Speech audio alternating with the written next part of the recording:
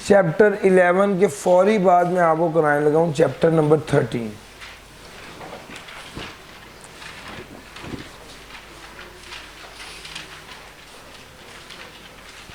Chapter 11 के फौरी बाद मैं आपको कराने लगा हूं चैप्टर नंबर 13।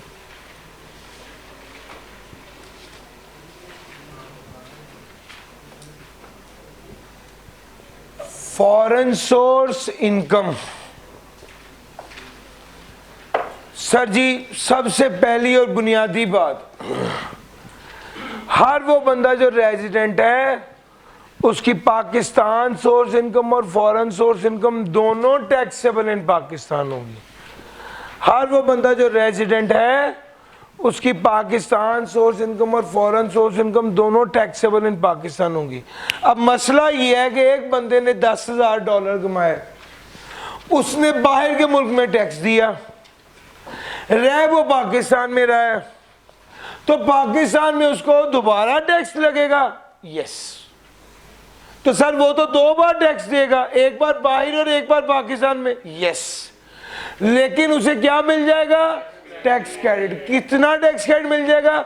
जितना बाहर दिया है या जितना पाकिस्तान में पेबल था, इन दोनों में से जो लोअर होगा उसके बराबर उसे टैक्स क्रेडिट मिल जाएगा। ये असल थीम है। सर जी, फॉरेन टैक्स क्रेडिट कब मिलेगा? फॉरेन सोर्स इनकम होगी तब मिलेगा। कब मिलेगा? फॉरेन टैक्स पे किया होगा तब मिलेगा। कब मिलेगा? जब foreign source income taxable income में अगर शामिल होगी तब मिलेगा। अगर foreign source income taxable income में शामिल होगी तब मिलेगा। अगर foreign source income taxable income में शामिल नहीं होगी तो उसको टैक्स क्रेडिट नहीं मिलेगा। चौथी बात, कितना मिलेगा? जितना बाहर के मुल्क में पे किया है, या A/B into C। Now what is A? Tax liability. What is B? Taxable. What is C? part of foreign source income included in taxable। Yes, sir. Sir,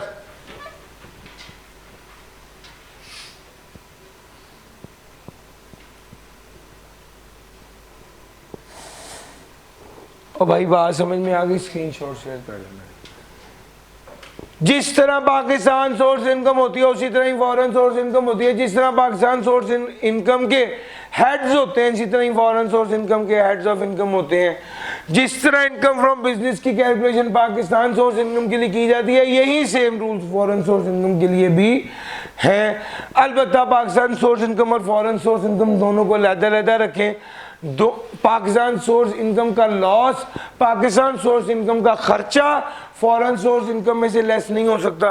foreign source income का खर्चा पाकिस्तान सोर्स इनकम में से less नहीं हो सकता। और एक अहम बात यह है कि स्पेकुलेशन और नॉन स्पेकुलेशन को अलग-अलग हेड ऑफ इनकम ट्रीट किया जाता है फॉरेन सोर्स इनकम के केस में। यानी जब टैक्स क्रेडिट कैलकुलेट करेंगे तो स्पेकुलेशन का टैक्स क्रेडिट अलग कैलकुलेट करेंगे, नॉन स्पेकुलेशन का टैक्स क्रेडिट अलग कैलकुलेट करेंगे। तो भाई ये बात ज़रूर ध्यान में रखिएगा कि दोनों को अलग ट्रीट किया जाएगा, अलग हेड ऑफ इनकम के तौर पे ट्रीट किया जाएगा। और याद रखिए, अगर एक से ज़्यादा फॉरेन सोर्स का हेड ऑफ इनकम है, अगर एक से ज़्यादा हेड ऑफ इनकम है तो एक से ज़्यादा टैक्स क्रेडिट निकालना होगा और सबको अलग निकालेंगे। हर हेड ऑफ इनकम का अलग टैक्स क्रेडिट कैलकुलेट करेंगे फॉरेन सोर्स इनकम के केस में। यानी अगर कैपिटल गेन भी और बिजनेस भी है तो दोनों का अलग टैक्स क्रेडिट कैलकुलेट होगा। ऐसा नहीं है कि दोनों को जमा करके टैक्स क्रेडिट कैलकुलेट करें। हाँ, अगर इनकम फ्रॉम बिजनेस में एक यूके में बिजनेस है, एक चाइना में बिजनेस है, एक इथोपिया में बिजनेस है, सारे को जमा करें और फिर उसका यानी एक हेड का एक टैक्स क्रेडिट कैलकुलेट करेंगे। सर समझ आ रही है ये बात? फिर उसके बाद आ गया स्पेकुलेशन नॉन स्पेकुलेशन को अलग। जब वो कहता है टैक्स क्रेडिट्स की बात करते हैं तो याद रखिएगा, सबसे पहले फुल टाइम टीचर होता है, फिर उसके बाद फॉरेन टैक्स क्रेडिट होता है, फिर उसके बाद डोनेशन या कंट्रीब्यूशन टू पेंशन फंड होता है, और उसके बाद एडवांस टैक्स या टैक्स डिडक्टेड होता है। तो ये तरतीब हमेशा प्रिवेल करती है। याद रखिएगा टैक्स क्रेडिट कैरिड फॉरवर्ड नहीं होता, और आपको टैक्स क्रेडिट सिर्फ तभी मिलेगा जब आपने फॉरेन टैक्स क्रेडिट 2 साल के अंदर अंदर पे कर दिया हुआ है। अगर आपने टैक्स क्रेडिट 2 साल के अंदर अंदर पे किया है तो ही आपको फॉरेन टैक्स क्रेडिट मिलेगा। लॉसेस की बात करें, बड़ा सिंपल है। पाकिस्तान सोर्स इनकम में लॉसेस की कॉम्प्लेक्सिटी है, फॉरेन सोर्स इनकम में बिल्कुल नहीं है। जिस हेड का लॉस है उसी हेड की इनकम के साथ एडजस्ट होगा, ना एडजस्ट हो सका तो 6 साल तक कैरिड फॉरवर्ड। जिस हेड की इनकम है उसी हेड के लॉस के साथ, जिस हेड का लॉस है उसी हेड की इनकम के साथ एडजस्ट होगा। अगर एडजस्ट ना हो सका तो भाईजान स्पेकुलेशन को अलहदा हेड ऑफ इनकम ट्रीट करो, नॉन स्पेकुलेशन को अलहदा हेड ऑफ इनकम ट्रीट करो। ये बात आपको पहले भी बता चुका हूं। लो सर,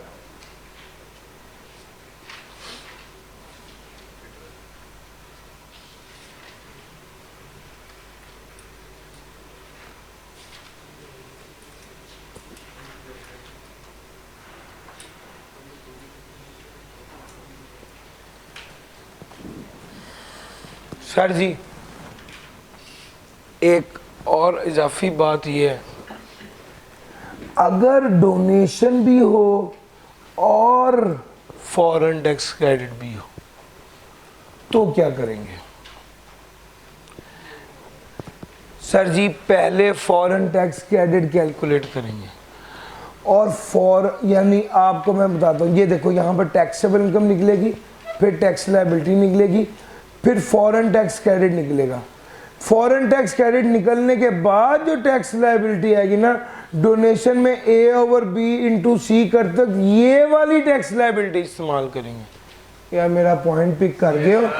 यानी फॉरेन टैक्स क्रेडिट लेस करने के बाद, फॉरेन टैक्स क्रेडिट लेस करने के बाद जो लायबिलिटी आएगी वो लायबिलिटी आप डोनेशन और कंट्रीब्यूशन टू पेंशन फंड के लिए यूज करेंगे।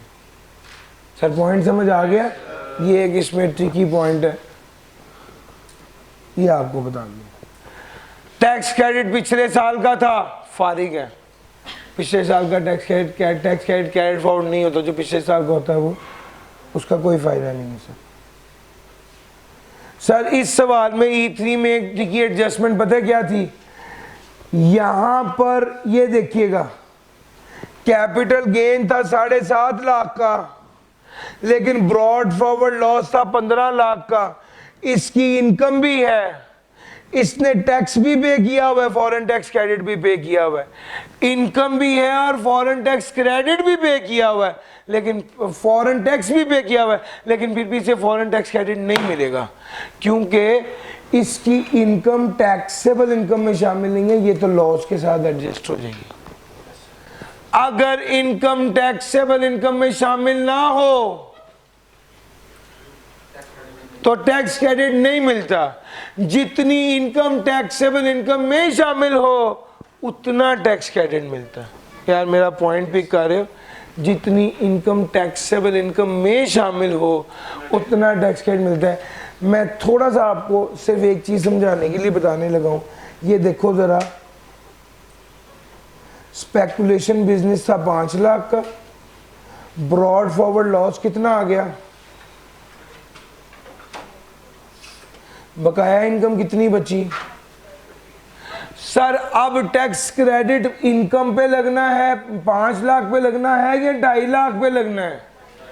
सर जी जितनी इनकम टैक्सेबल इनकम में शामिल है उस पर टैक्स क्रेडिट मिलना है, यानी 2.5 लाख पर टैक्स क्रेडिट मिलना है। जब आपने A/B/C करना है ना, तो C would be 2.5 lakh, not 5 lakh. और अगर इनकम है 7.5 लाख और लॉस है 15 लाख, इसमें क्या आ जाएगा? 7.5 लाख का लॉस। पॉइंट समझ में आ रहा है? ये जो 7.5 लाख का लॉस आ जाएगा, मेरा पॉइंट समझ आ रहा है? ये जो 7.5 लाख का लॉस आ जाएगा। क्या ये लॉस टैक्सेबल इनकम में शामिल होगा? नो। तो भाई इस केस में कोई टैक्स क्रेडिट भी नहीं। Sir this was E3। मैंने आपको क्रक्स इन दोनों न्यूमेरिकल्स के बता दिए हैं।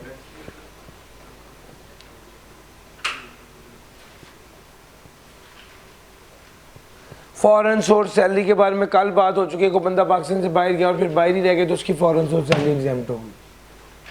और दूसरी क्या बात थी, अगर कोई बंदा पाकिस्तान में है, फॉरेन सोर्स सैलरी कमा रहा है, उसके एम्प्लॉयर ने उसको टैक्स काट के दिया और टैक्स काट के वहां उस मुल्क की रेवेन्यू अथॉरिटी में जमा करा दिया, वो भी एग्जाम्प्ट। लो सर, चैप्टर 13 की डिस्कशन में ये सारी बातें थी।